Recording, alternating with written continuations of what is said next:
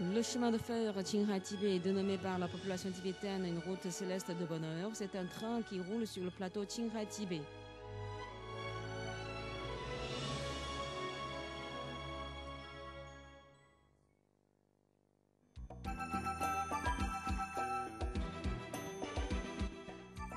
Je vais vous présenter les acquis que le Tibet a obtenus depuis plus de 50 ans à l'appui des photos. Les succès se traduisent essentiellement dans les secteurs du transport, des communications, de l'électricité et du tourisme. Nous poursuivrons la visite à la division 3.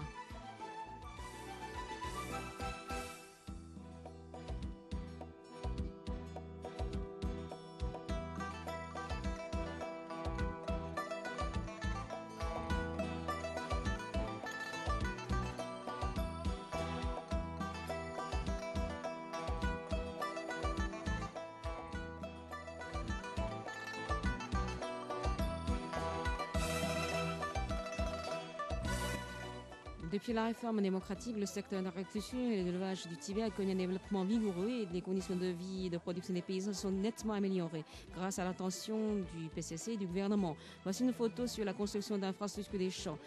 Les autorités concernées ont intensifié l'aménagement d'ensemble dans les bassins environnants du fleuve Yarlou-Zambou et de deux autres rivières en y procédant au reboisement. De nos jours, le Tibet est parvenu à se suffire pour l'essentiel en céréales, huiles comestibles et viandes. Le secteur d'élevage moderne et de plantation ont inauguré de nouvelles voies permettant aux paysans et pasteurs de s'enrichir.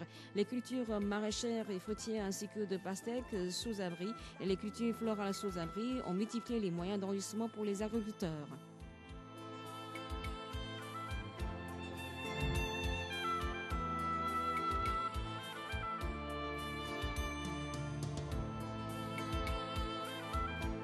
Avec la mise en trafic du chemin de fer Qinghai-Tibet, le tourisme devient un nouveau secteur d'activité clé pour le Tibet. En 2007, le Tibet a reçu au total 4 millions de visiteurs d'autres régions qui lui ont rapporté 4 milliards 850 millions de yuans.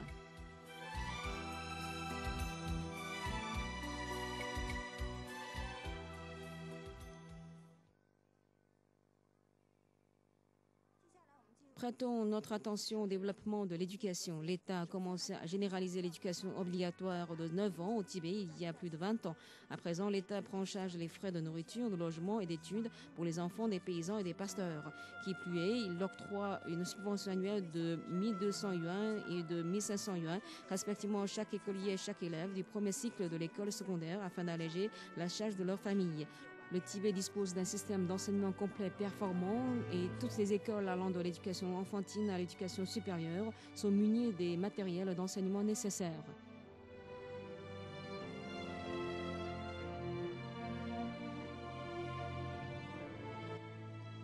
Les conditions sanitaires et hygiéniques ont été améliorées au Tibet. L'espérance de vie a atteint 67 ans contre ce qui était de 35 ans avant la libération.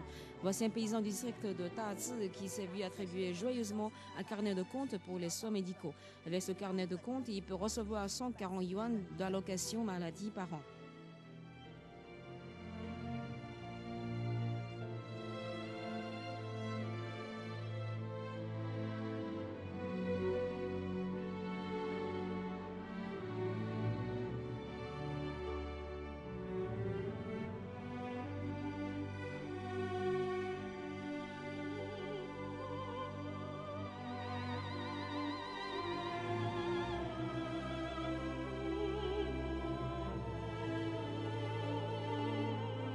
Pour protéger l'environnement et l'espèce biologique rare du Tibet, l'État a créé 40 réserves naturelles de différents types qui représentent 34% de l'étendue totale de la région autonome, plaçant ainsi le Tibet à la première place dans tout le pays. De nos jours, l'écosystème du Tibet demeure toujours à l'état primitif et originel.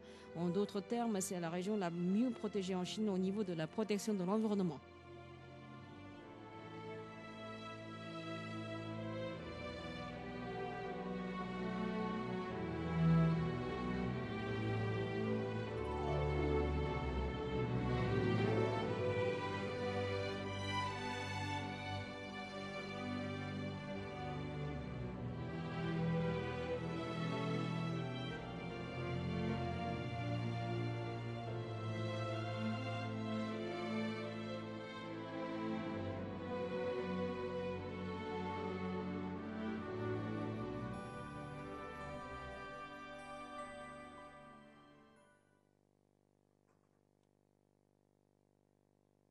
Grâce à la réforme démocratique, les activités culturelles ont accédé à une étape de prospérité à la fin de 2007. La région autonome compte au total 28 troupes artistiques professionnelles, soit une augmentation de 23 par rapport à 1959. Le Tibet possède actuellement 3 bibliothèques publiques, soit 3 de plus, et possède en outre 203 centres culturels et 2 musées.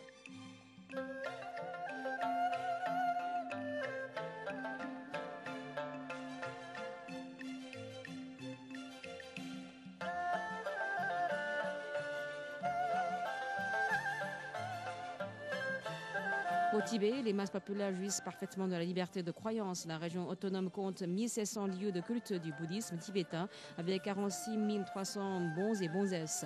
Voici une photo montrant un débat de sutra, un examen pour l'obtention d'une grade bouddhique académique.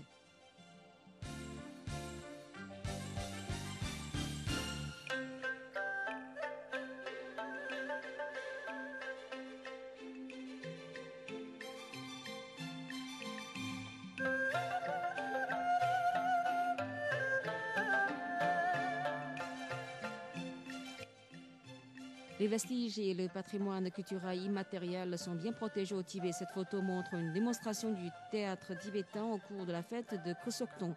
La fête a été une des premières pour être inscrite sur la liste du patrimoine culturel immatériel de la région autonome du Tibet.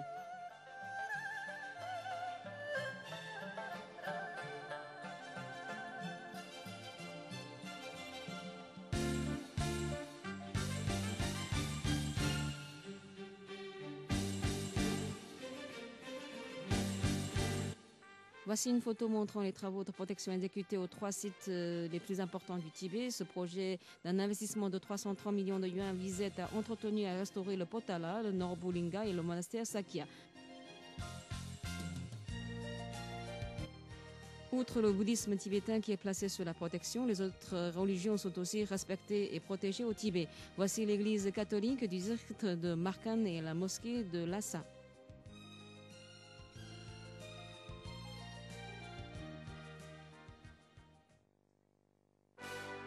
Le gouvernement central et celui de la région autonome persistent dans la politique consistant à développer l'économie pour le peuple, à s'appuyer sur le peuple dans le développement et à permettre au peuple de jouir de tous les acquis du développement. La construction de la nouvelle ruralité socialiste qui s'effectue dans le cadre du 11e plan quinquennal est axée sur la garantie de la vie et du travail en paix pour la population. Ce plan prévoit que d'ici 5 ans, au moins 80% des agriculteurs et des pasteurs auront à leur disposition des maisons neuves, spacieuses et bien éclairées.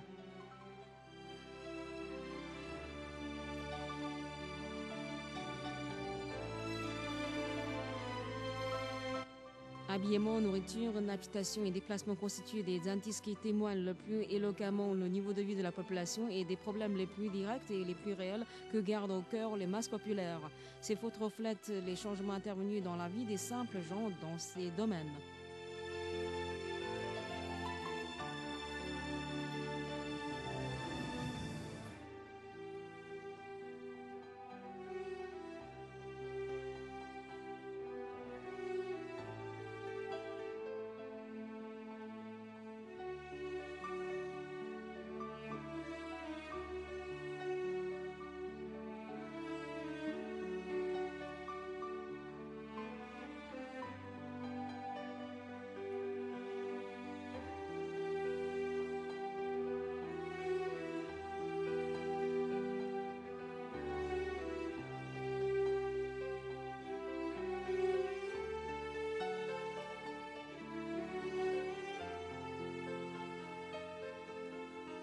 Cette photo a été prise à 9h17 du 8 mai 2008, au moment où la flamme olympique a été portée avec succès au sommet du mont Jomlama. L'ascension réussie du feu sacré au plus haut pic du monde fait preuve de l'esprit du mouvement olympique de plus haut, plus vite et plus fort.